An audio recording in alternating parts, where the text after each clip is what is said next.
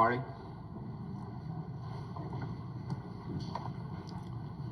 Swear this witness, Madam Clerk. I do. Mr. Kravitz, it's been reported to me that there's some little problem over with Mr. Bundy this morning. Will you acquaint the court with the facts? Yes, sir. At approximately 1 a.m. this morning, my officers that were on duty on the 4th floor. First of all, state your name and official position in the record. Martin Kratz, K-R-A-T-Z, Sergeant, Dade County Department of Corrections and Rehabilitation. Go ahead. At approximately 1 o'clock this morning, my officers on duty on the 4th floor at the jail heard the sound of breaking glass coming from the safety cell area. Two of the officers immediately responded to the area where they found broken glass all over the entranceway to Mr. Bundy's cell.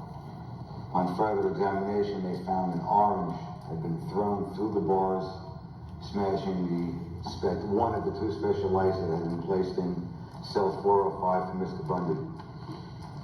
They attempted to collect all the glass and they found certain pieces of the glass missing. They then removed Mr. Bundy from cell 405 and placed him in cell 406. Searched the cell and found additional pieces of glass in the back portion of the cell. Mr. Bundy was then placed back into his cell where he went back to sleep. This morning at approximately 15 minutes before 8, I went to Mr. Bundy's cell to awaken him so he could get dressed to come to court. I could not get him to get up. I proceeded to place the key in the lock of the safety cell and found that the key would not fit into the lock. I took my flashlight and upon closer examination of the lock, I noticed that the lock had been jammed with what appeared to be toilet paper. Was this from the inside the cell or On the outside, Judge, the lock can be reached if you place your hand through the bars. You can reach around and get the lock. All right. I proceeded to notify the shift commander, Sergeant Gallis here in the courthouse, and yourself that there would possibly be a delay in getting Mr. Bundy to court this morning. I had my maintenance crew come down. We picked as much of the paper out of the lock, which turned out to be toilet paper. We forced the key into the lock and did get the lock open. I asked Mr. Bundy if he was getting ready for court. He says it's not 8:30 yet. You weren't supposed to pick me up until 8:30. This was approximately 8:15. When I left the jail, Mr. Bundy had been given his clothes and his shaving equipment. He was sitting on his bunk reading a letter. He had not made any attempt to get dressed or to shave. All right. Did other personnel contact him this morning? Sergeant Gallis from also of our department spoke to Mr. Bundy, and I cannot give you an exact quote as to what he said since I wasn't in full hearing range. It was something to the effect that I'll get ready when I feel like it. All right. Any counsel want to question Sergeant Kravitz? Would appreciate it if the court giving me a chance to go and talk to Mr. Bundy. Well, the court's going to have some comment about that in just a minute, Mr. Hartley. Does anybody else try to bring him over, Sergeant Gallis? Your Honor, I got two officers that are in attendance at the jail the last Will they come forward and identify themselves?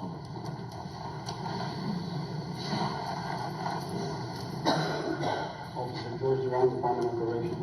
Officer UC 7, Department of Correction. Have you talked to Mr. Bundy this morning?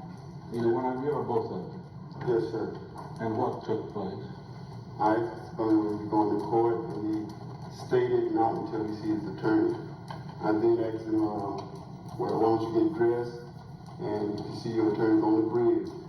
He stated that he'd rather not do that because they rush him and they don't listen and he wants to see him here in the cell. Did he refuse to come over? Or He refused to come over. you didn't try to apply any force of any kind? No, sir. And that court directs you not to? All right. Where is he now? Is he still in his cell? Yes, sir. He's aware the court was going to start at 9 o'clock. You discussed that with him? Yes, sir. Any attorneys have any questions of these gentlemen? All right. Anything from the state? No, sir. Witnesses are ready. We're ready for trial. So is the court. All right, gentlemen, thank you. I want to instruct counsel to go talk to Mr. Bundy, and it's now 10 minutes after 9. 9:30, the court is going to reconvene, and if he is voluntarily absented himself as he has at this proceeding, the trial is going to continue. I want you to communicate that to him. I want him to be fully appraised of that. In that communication, I'm going to ask the bailiff, accompany the court reporter over there, so that there is recorded in this record the instructions that you give him and his reply. And if this man is not in court by 9:30, this case will proceed. Is there any question about that any of you want to ask the court about? All right. And the court will find him in contempt of this court for failing to be here at this time, and I will indicate to you that punishment or any sentence on that will be deferred until the case is over. I want that instruction made, and this court will reconvene at 9:30, and will continue whether he's here or not. Everybody remain seated till the judge is out of the courtroom. Court will be in recess until 9:30. Who's going? Good? Good. Who's going? All of us, and I need to investigate. What? I want to point to get our investigator. Go out. Okay, let's get everybody together. We'll go everybody.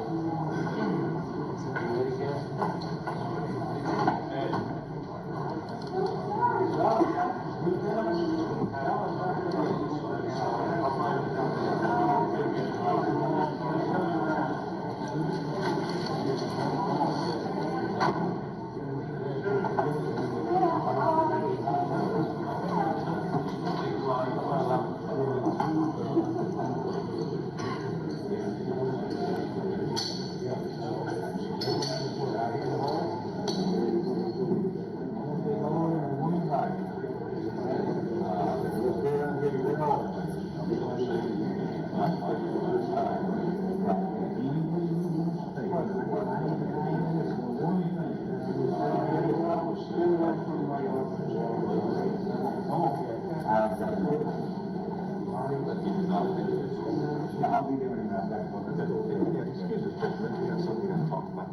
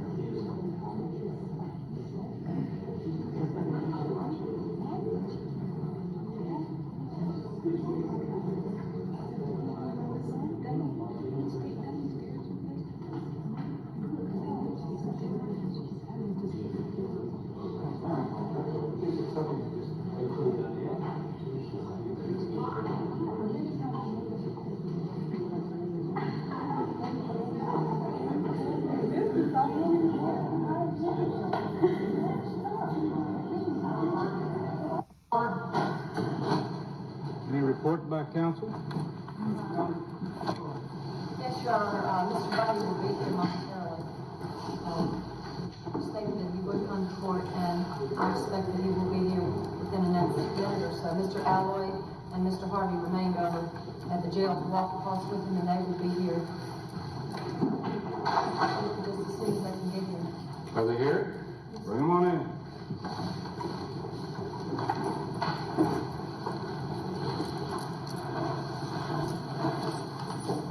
Mr. Bundy?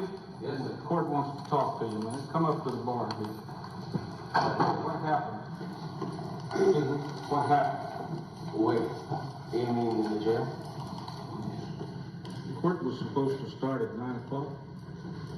Well, it was necessary for me to communicate with my counsel, and I felt the issues that we had to deal with were serious enough that the extraordinary situation and did arise, and I apologize to the court. The court has already found you in contempt of this court. Well, I know that's probably the least of your worries.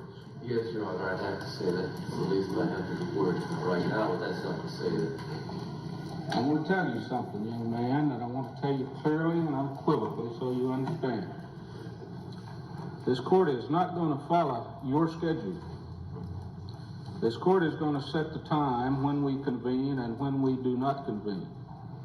I've given you every conceivable privilege to discuss matters with your counsel, to be with your counsel, and if there's any more delay in this court's proceeding occasioned by your voluntary acts, we're proceeding without you. And I want you to look up some cases when you go back in the law library so you're fully familiar with where we're going. Have the sites, Your Honor? Yes, sir, I happen to have the sites. The Florida case is State versus Melendez at 244, 137. And I want you particularly to look at the language of the United States Supreme Court in Diaz versus United States at 32 Supreme Court Reporter 250. And the language is very clear concerning that. The court wants you to be forewarned because I'm not tolerating any more of this. Is there any question in your mind? Well, there's no question in my mind, Your Honor, except I think that the court should be aware, and perhaps the court can tell me how I can hold the jail in contempt and the, You can quit breaking lights and throwing orange juice and stuffing new toilet paper in a lock. That's how you can not hold them in contempt. Where are my files in Leon County? There are a number of officials, both in and around this case, not in this courtroom, but in the Dade County Jail, and the sheriff in Leon County who have not complied with this court's order. Since I have been in Dade County, I have been allowed Don't shake your finger at me, young man. Don't shake your finger at me, young man. of 1.5 hours. That's fine. You can shake it at Mr. Haggard. He probably deserves it better than you. He occasionally shakes his finger, Judge. Of 1.5 hours of visiting when other inmates have been allowed 6. I've been here 3 weeks and I've had 4 visits. I've never been taken outside in the 3 weeks I've been here. I've been taken to the law library 3 times in 3 weeks. Yeah, on at least 3 of the occasions, you sit up there and just talk to Sergeant Pratt.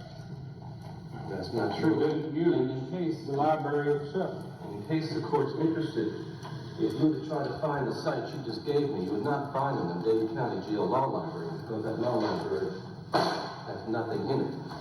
Now, it's a joke, but it's a better place to read than in that small interview room.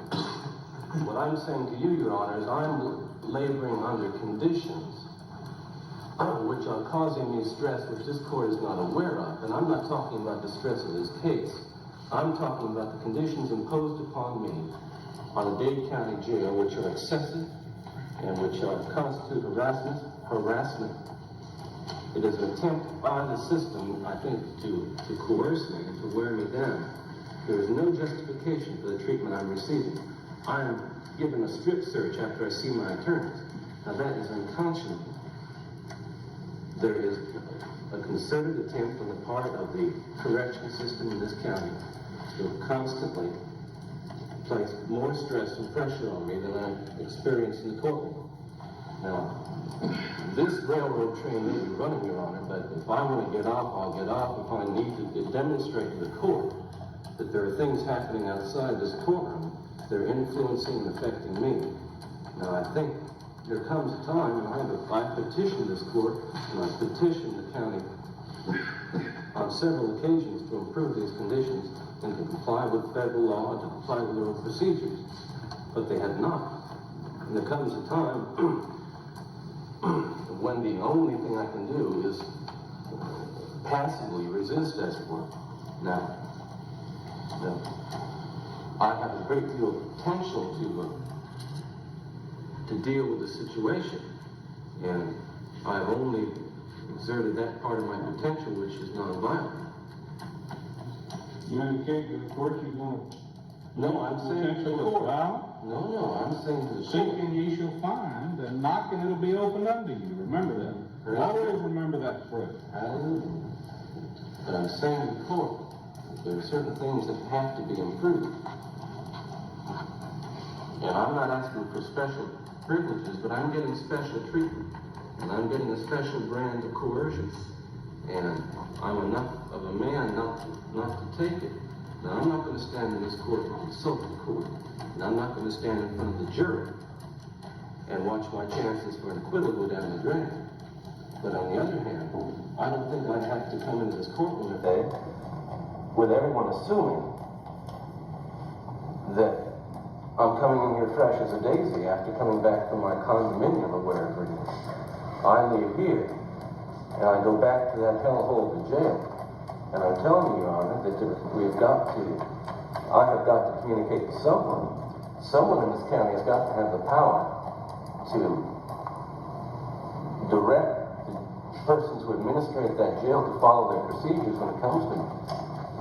And someone, Your Honor perhaps, has got to have the power when you say that I'm entitled to use the law library, entitled to have visits like anybody else, that the county should be able to follow those instructions rather than disregard them as convenient warrants. So, today was an extraordinary situation. I apologize to the court, but I don't apologize in one respect because I think it's warranted. There comes a time when I just have to say, whoa. And that's where we are. I've heard the court, I've read the sites, and Let me say to you, if you say whoa as it relates to these proceedings anymore, I'm going to be using spurs and overcome that whoa. Giddy up, as it were. You bet. And this court is going to proceed on schedule without your voluntary interruption. Now, that's all I want to communicate to you. Okay? And we're not going to have it anymore. If we do, we're going to go ahead. And I want you to discuss that with your counsel. I want you to know your rights as it relates to that. But I also want you to know that as forbearing as this court can be, it can also be just that strong. I don't think there's any equivocation on that in your mind. I'm willing to accept the consequences for my actions, Your Honor. Anything I do, I'm aware of what the court will do, and that's where we are. Then we're together. Sure. Bless your heart. I just hope you stay with us, because if you don't, we'll miss you. All right? All these people won't pay their money to come see you.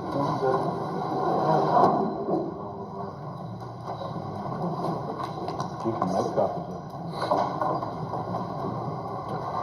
Bring the jury in, Mr. White. Yes, sir.